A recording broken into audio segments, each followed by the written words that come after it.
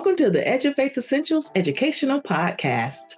Edufaith Essentials is an educational podcast that provides essential information and tips about education, leadership, and topics about diverse learners.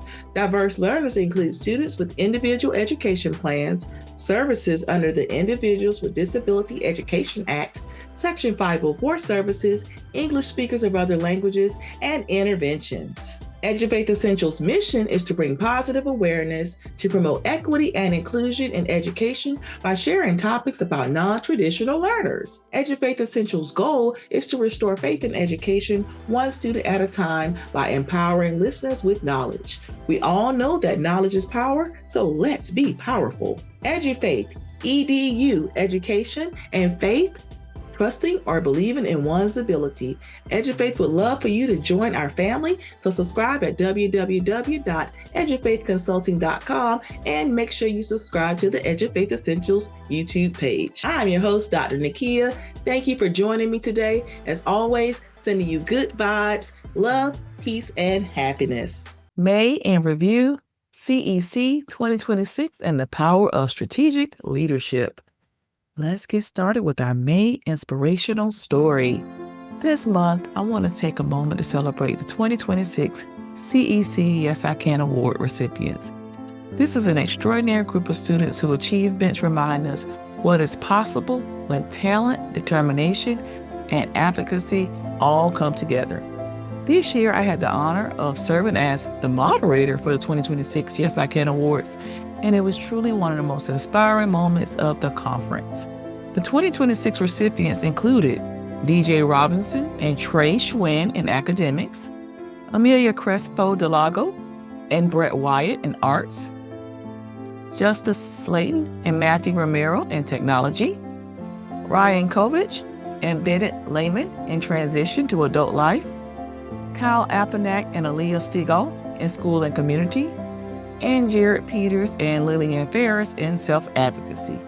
Each student represented excellence, perseverance, and the power of being seen, supported, and empowered. What made this recognition so meaningful is that every category reflected a different expression of strength, academic growth, creativity, innovation, leadership service, and advocacy.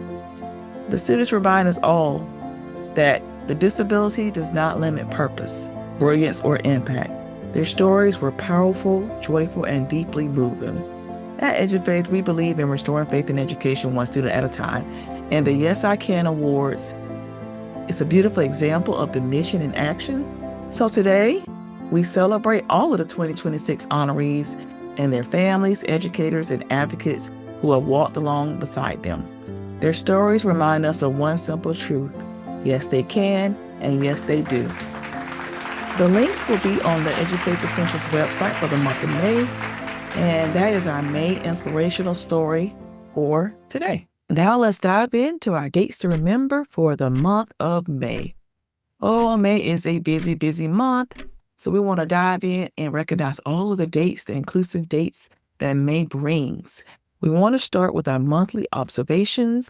May is Asian and Pacific American Heritage Month in the United States. It's a time to honor the histories, cultures, and contributions of Asian Americans, Native Hawaiian, and Pacific Islander communities. May is also Jewish American Heritage Month in the United States, reminding us to celebrate the impact and legacy of Jewish Americans across education, leadership, advocacy, and public life. We also observe Mental Health Awareness Month in the United States, which especially is important because we want to continue to prioritize wellness, belonging, and emotional support for everyone. In addition, May is Military Appreciation Month and National Physical Fitness and Sports Month in the United States. Gives us an opportunity to recognize service, resilience, health, and community.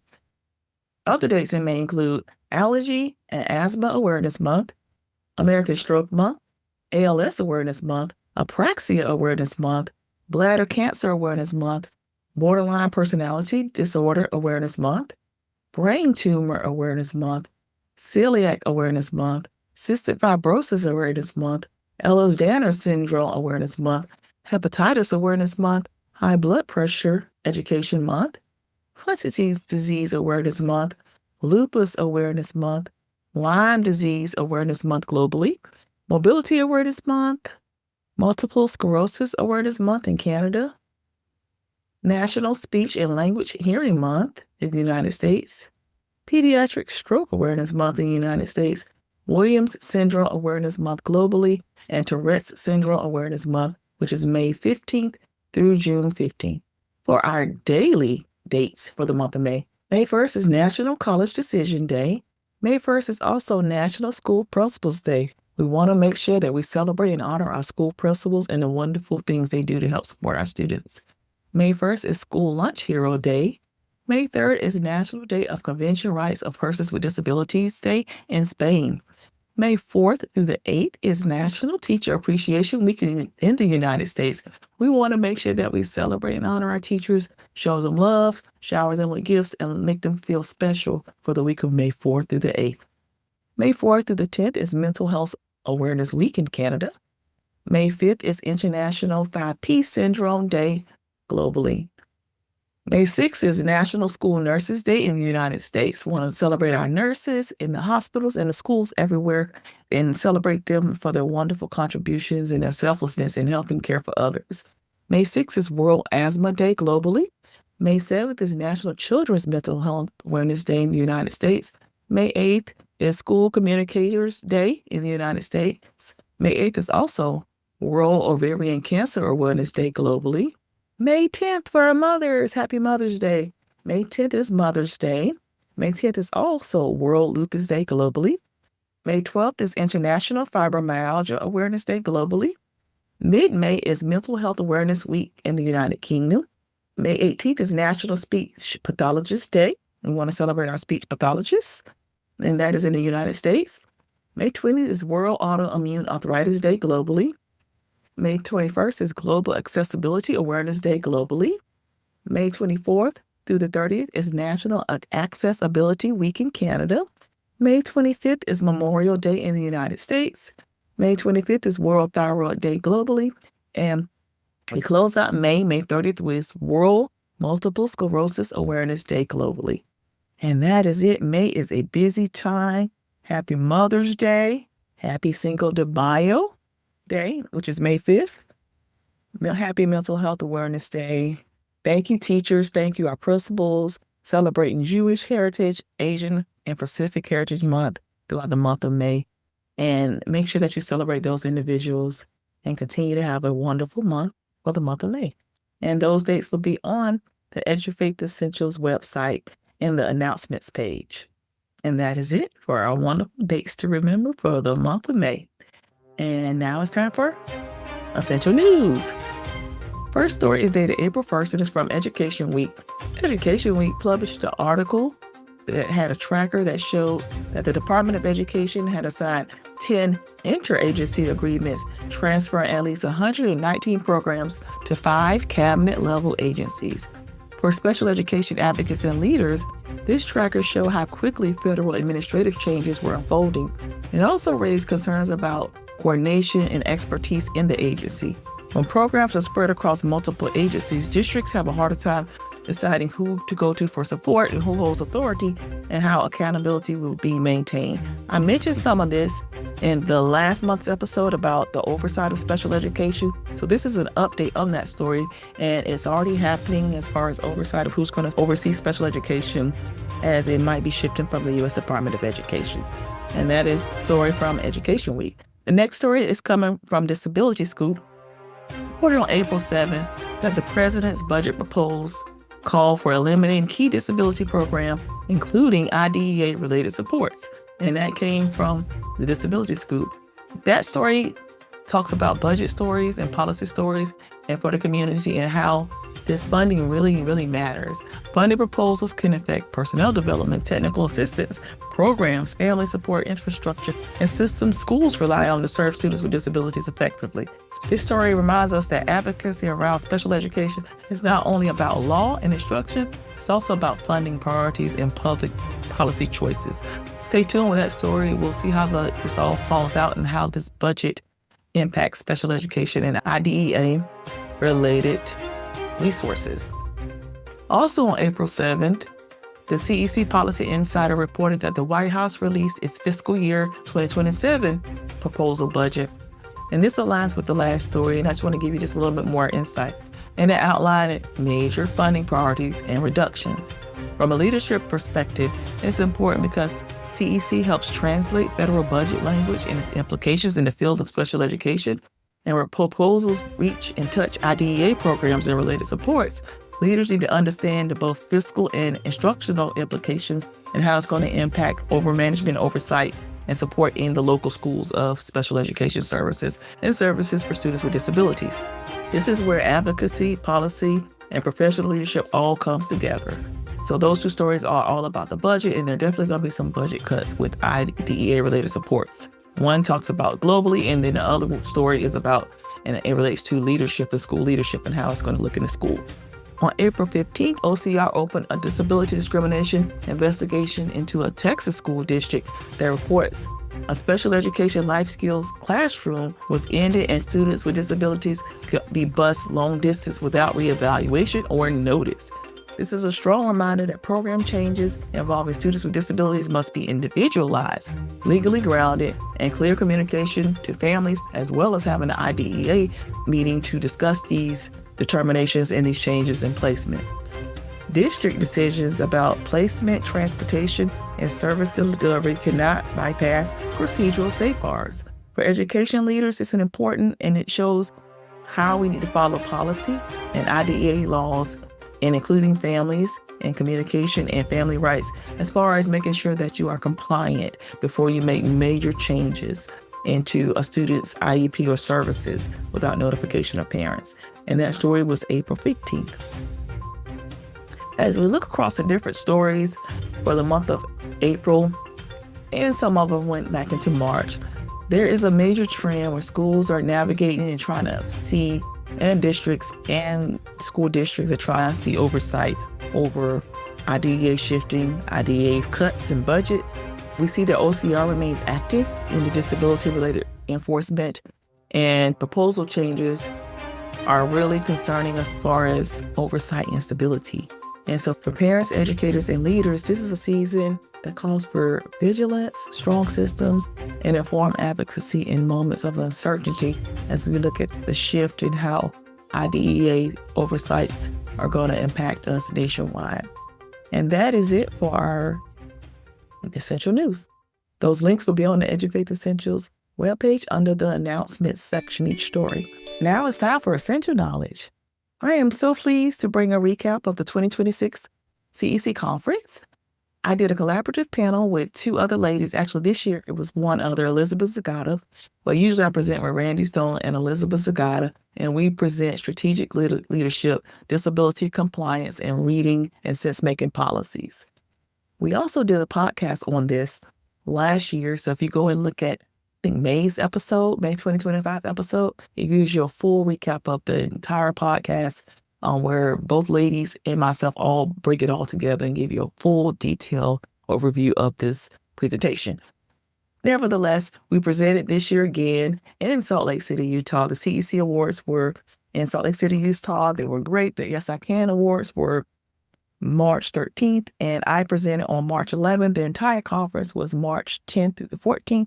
And this is now my third year presenting at the Council for Exceptional Children's Awards Conference, which is a national conference that brings together leaders, parents, educators to support students with exceptionalities. And it's such an honor to always present there.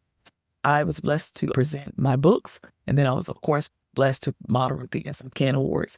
I will have more pictures on the May announcements page of the Edufaith consulting page. So please go there and look at those pictures. I posted them in May with a couple of videos and highlights and things like that.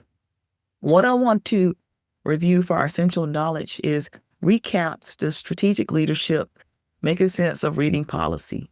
And I want to take a moment to just give parents, educators, and leaders a recap of what we discussed, because we did shift the presentation a little bit and we highlighted some things that will really be essential for everyone. And so this session was centered on something that deeply matters to me in the work. Like I said, came from some of my books, helping parents, educators, and leaders better understand how to support diverse learners through informed, inclusive, and legally sound practices. One of the biggest messages from this presentation was that schools are serving increasing numbers of students through both IDEA in Section 504. Remember the essential news story is, I think we're like at 8.4 million students, 8.2 million students in 2024. And I'm sure that number has increased now in 2026. And that means that we have to have a strong leadership, clear systems, and practical knowledge in supporting students with exceptionalities, disabilities. We cannot afford to treat a disability as a side conversation. It's very important, and it must be a part of how we lead, teach, advocate every day. Another important takeaway was inclusion is not just about placement. Being in a general education classroom does not automatically mean a student has access. Inclusion requires support. It requires teacher knowledge, appropriate accommodations, targeted instruction, collaboration, and a school culture that is prepared to respond to student needs in both care and competence. This aligns with my whole theme of season 4. We did school culture, talked about inclusion. So all of this aligns with season 4's Edufaith Essentials podcast, because it's really important that we consistently implement these services and provide a positive culture where all students can thrive, regardless of their exceptionalities. We also highlighted how changing dyslexia laws, literacy screening requirements, and the science of reading efforts are shaping across the country. These policies are really prevalent right now, and it's really important that policy alone is not enough. Educators and leaders must make sense of those policies and apply them thoughtfully and student-centered. Teachers have to understand the policies. Leaders have to provide professional development for the policies. And for families, we need for families to understand what these changes means and how to ask the right questions to fully participate in the process. So let me break this down for the audience. The big idea is you have to have the right to support, knowledge, and systems that really help students thrive. Parents, here's my message for you. One key message is if your child is struggling in reading, it is important to ask whether support, intervention, or specialized instruction is needed. Those are not the same. A 504 plan may provide accommodations. An IEP may provide specialized services and instructional goals. Knowing the difference can help you advocate for greater confidence for your student. Another important service for parents that you need to be aware of is the multi-tiered system of support.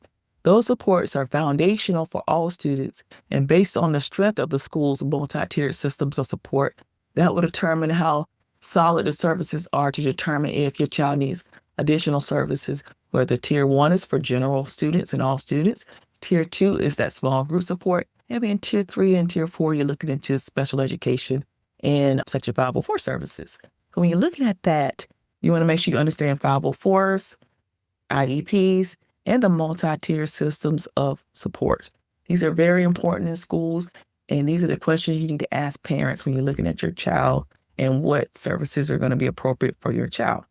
An essential tip for parent when you think of services, particularly dyslexia in reading accommodations and dyslexia laws and literacy screening requirements, you want to first bring examples to school meetings. If you see something going on, you're reading to your child, you notice in there drawing letters backwards or just having a really hard time comprehending and retaining things, you want to make sure that you speak up and you talk to that teacher and get a meeting on the docket or a conference on the docket and share what you're seeing with homework, with reading fluency, with frustration, with testing or classroom impact. Details matter, parents. When you see something at home, say something.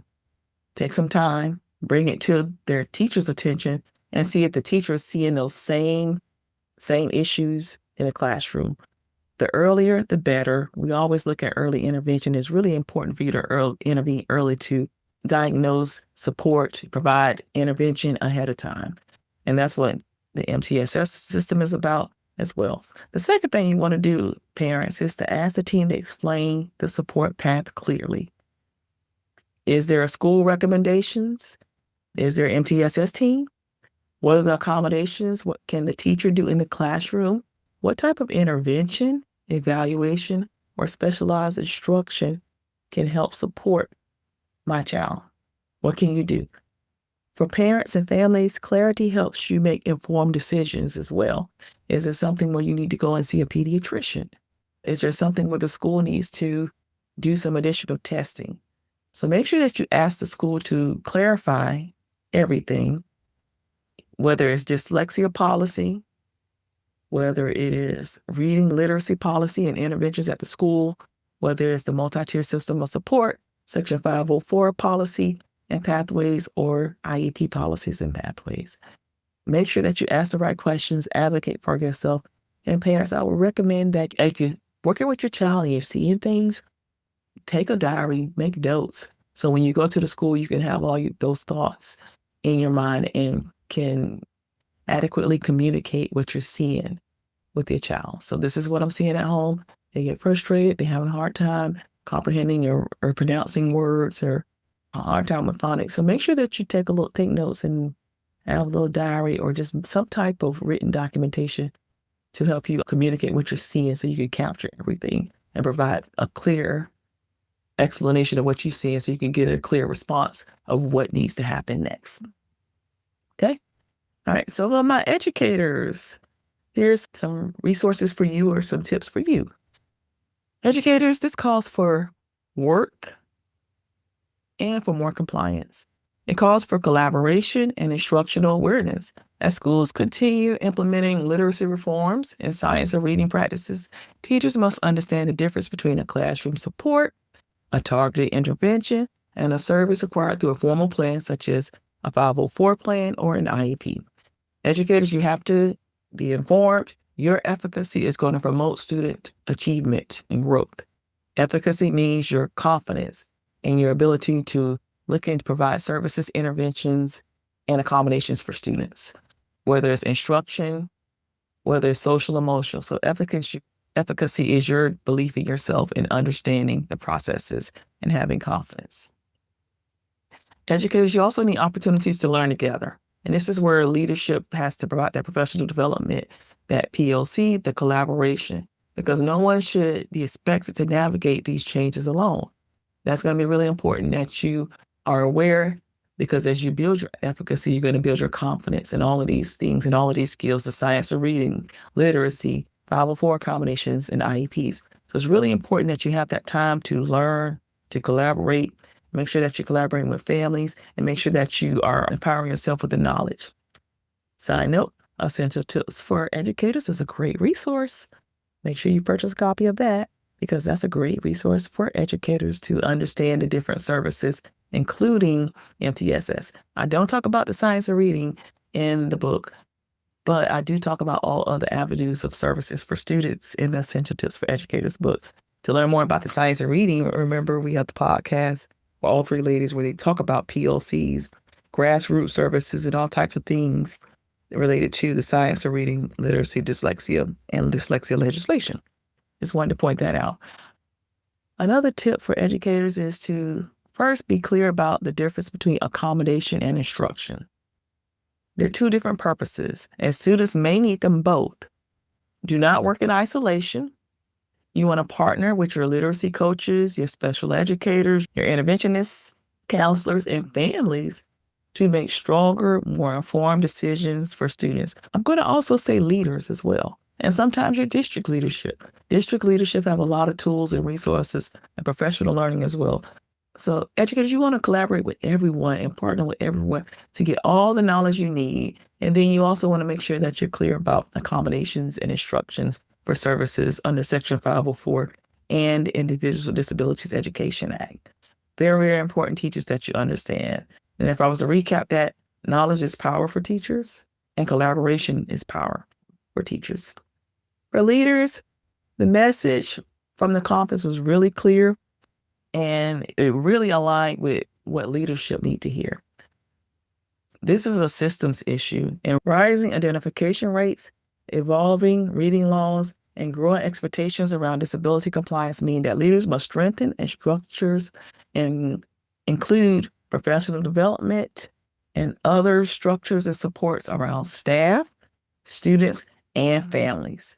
This means professional learning, equity reviews, doing audits, IEP and 504 audits, looking at your literacy systems. How strong are your literacy systems in your schools? And ongoing monitoring of Section 504 and IDEA implementation. Compliance should not be separated from instruction. Compliance is making sure that you follow the laws, procedures. It should not be separated from instruction. Compliance should be aligned because you want to make sure that your instruction is compliant and that you're meeting Section 504 regulations, IDEA regulations, MTSS standards, literacy and dyslexia law standards, and the science of reading. So this is all holistic and it all goes in partners and joins together. It must be embedded in how schools operate. My second tip for leaders is to audit your systems. See where you are now. Review your referral patterns, your MTSS processes, your 504 processes, your literacy supports and curriculum, staff capacity before challenges become complaints. You want to make sure that you invest in staff learning. Teams need to be trained in dyslexia awareness, MTSS, inclusive practices, and the distinction between Section 504, IDEA, science of reading, so they can respond with confidence and consistency. And leaders, when you think about this, you have some experts in your building. Your teachers are experts. So it'd be really great to partner with your experts who are your literacy experts, your special education teachers, your interventionists, your counselors, to partner with them all together and see how you can empower the whole school and build off together and really build that professional learning community. Having those professional developments delivered by staff and colleagues in collaboration where they all are working together. You have experts in the building. Use your experts in the building. Empower your teachers to lead some of these initiatives. And we talk about that quite a bit in the podcast as far as dyslexia laws and systems and strategies for teachers. That's in the podcast from May. Randy Stone talks about that quite a bit on her section of the podcast. At the heart of the CEC recap is a simple truth. Students need the right support, adults need the right knowledge, and schools need the right systems. When parents, educators, and leaders understand their roles and work together, we move beyond confusion and compliance alone. We create stronger pathways for student success, literacy growth, and long-term success. And that's our essential knowledge for today. It was a recap. Once again, it was a great experience. I had a ball in Salt Lake City. Beautiful, beautiful city, beautiful, beautiful scene. Empowering conference. The session had quite a few people in the audience. We actually did really good with the audience. It was pretty much a packed house. And it was just awesome to share. And they had questions. And they were from all over the country. Yes, people from Maryland, just all over everywhere, talking about compliance and how to support inclusive populations in the building. Great session. I had a wonderful time.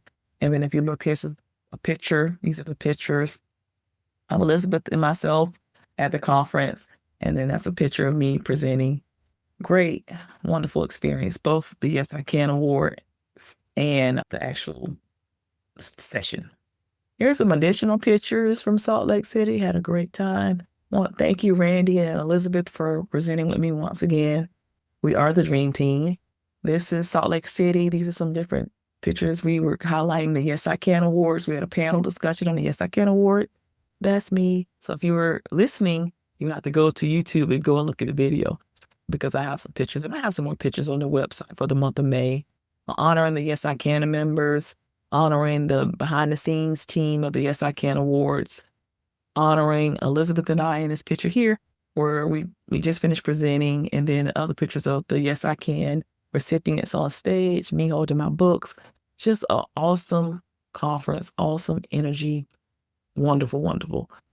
And that's it for our essential knowledge. Now let's shift to something a little bit more serious. I want to dedicate this episode to my brother, Willie Laverne Williams. My brother Vern was a sweetheart, and he passed away on April 16th, which was last week.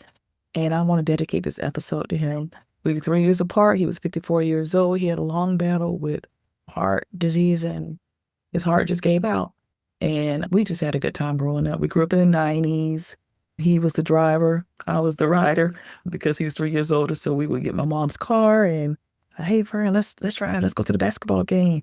We were really close and talked about a lot of different things. And he had been battling with some health issues for some time. And on a more positive note, I did get a chance to see him before he passed away on the day of and the day before, and let him know that I love him and that I'm here for him. And he did say it back. And then he passed away that evening after I came back to Atlanta. So I want to dedicate this episode to him, and just for my listeners, value the time with your family members, protect the time with your family, prioritize your family. I'm so glad I did and did the drive and went down there and saw him and continue to communicate with him, because you just never know when something's going to happen and when that person, they can be here today and gone tomorrow. So I want to dedicate this episode to you, Willie Laverne Williams. I love you. May you rest in paradise. From your little sister, Dr. Nakia. All right, I want to remind you to get Essential. All books are on Amazon. Make sure that you purchase a copy. With the conference session, all of these books will go hand in hand with the strategic leadership in the conference section, because I address MTSS, IDEA, Section 504, leadership, parents, educators. All things are embodied from the recap of the CEC conference and all of my Essential Tips books. Purchase your copy. They're on Amazon. Now for our word of wisdom. Word of wisdom. Leadership is not about being in charge. It is about taking care of those in your charge. And that's from Simon Sinek. So think about that. We can all be leaders. Parents, you're a leader. Educators, you're a leader. Ed leaders, you're a leader. Community members, you're all leaders. Think about that, and think about how you can support all. Not being in charge, but taking care of those. And that is it for our word of wisdom for this month's episode. I want to encourage you to get Essential and explore resources that truly support your journey in education, parenthood, and leadership. I've written a variety of books specifically designed for leaders, educators, parents, and Section 504 coordinators. Each one created to inspire action, build capacity, and strengthen impact. All of my books are available on Amazon and the Edufaith Consulting website. Be sure to follow me on Amazon under Dr. Nakia Simmons Cotton to stay updated on new releases and empowering content created just for you. We have Essential Tips for Special Education Leaders, Essential Tips for Educators, Essential Tips for Section 504 coordinators, and Essential Tips for Parents. Now it's time to share. I enjoy connecting with listeners, offering advice, and answering questions, and sharing inspirational stories. I want to use this platform to share and care. Essential advice is your turn to ask for advice or share good news. The letters will remain anonymous and the stories will be featured on the podcast. Sharing is caring. Please email me at edufaithforall@gmail.com. That is EDUFAITH, the number 4ALL@gmail.com.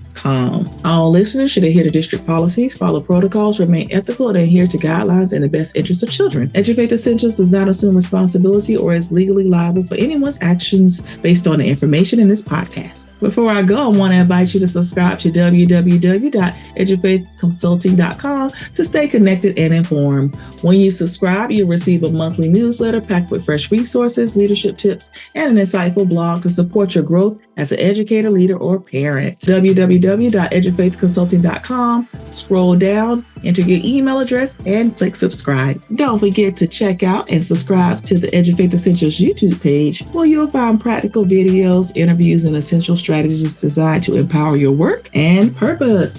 Let's grow together, stay connected, and stay equipped. Get Essential.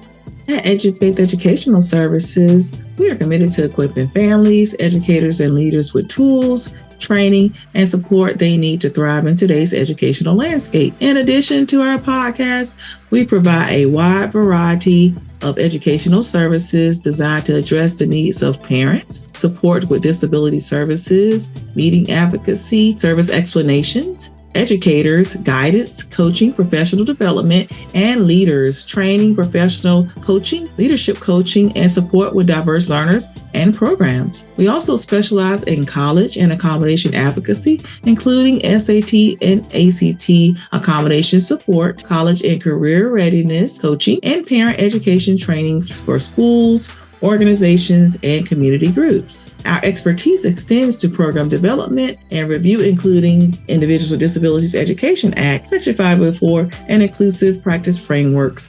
We offer customized professional development for schools, districts, nonprofits, and businesses focused on supporting diverse learners and inclusive education. Edufaith is also proud to offer trainings based on our impactful Essential Tips book series, including Essential Tips for Special Education Leaders, Essential Tips for Section 504 Coordinators, and Essential Tips for Parents and Educators. These sessions provide practical strategies, compliance guidance, and leadership insight grounded in real work experience and align with current educational policies. Go to www.edufaithconsulting.com to see what Edufaith can do to support you.